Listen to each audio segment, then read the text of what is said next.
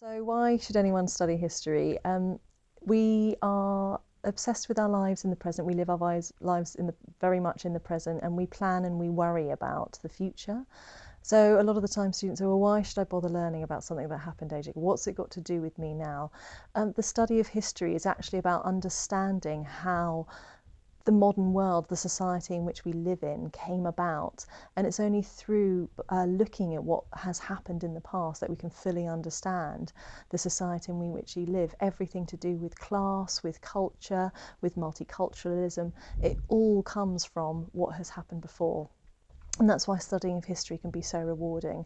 It also complements a lot of other subjects as well, particularly the other humanities, English, religious studies, and it can help develop skills such as extending writing and the ability to analyse and evaluate evidence. Okay. So Year 7 history at Surbiton High School. All students study history in Year 7 at Surbiton. We recognise that students come from a variety of different backgrounds. Some might have studied history as a separate topic, so it might have just done individual depth studies or have done something called humanities. So all students come from a different background, and we try to reflect and honour that in the way that we teach. The A-level course at Surbiton, we use the AQA exam board, and it consists of 2 examined topics.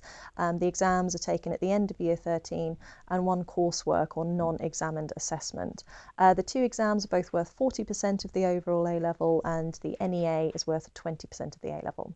The course was new in 2015. The Year 12, Year 13 students who have followed it so far have really enjoyed the subject content and the challenges that it also provides.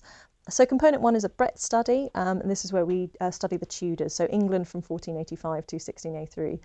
The Tudor dynasty is filled with scandal, with religious intolerance, with cruelty, but it was also a time of great modernisation. The Tudor kings ended the Middle Ages and heralded the early modern period. There's some fascinating parallels to be made with the modern world, such as Henry VIII's break with Rome, how that's been compared to Brexit, the relationship of the different countries within the British Isles that comprise the British Isles. So even though it is a subject that students might not have studied or might not have considered studying in the past, they always enjoy the parallels to be made, and they enjoy the chance to learn about this fascinating dynasty, possibly Britain's most famous royal family, the Tudors, and studying about them. The second component, which we study for A-level history, is the depth study. This is France and Revolution from 1774 to 1815. When we think of the French Revolution, we tend to think of the storming of the Bastille, of Marie Antoinette and letting people eat cake, the opulence of Versailles, and of course Napoleon, one of the most famous military dictators. It was one of the most sort of startling, exciting times of history, and politicians, people throughout Europe sort of trembled at the thought that this might happen here. But actually, when we look in depth at the French Revolution, we'll see that a lot of our ideas about politics, about democracy, they were developed during this time period. Many of the distinctions between left and right-wing politics, about the ideas of universal human rights, and this is clearly reflected in the 1789 Declaration of the Rights of Man, and again can help provide a really fascinating insight into how we think about different groups, how we treat different groups within society, and about how modern politics has come to be. The third component which we do is the historical study, so this is the NEA. Worth 20%, it's a 3,000-word coursework essay, and it could be up to you. So it's completely individual, the choice that you do. Lots of schools don't do that. They prescribe a topic which you have to study for the NEA. We don't do that. We let students choose an area of their own interest. The range of topics that people have studied in the past are hugely diverse.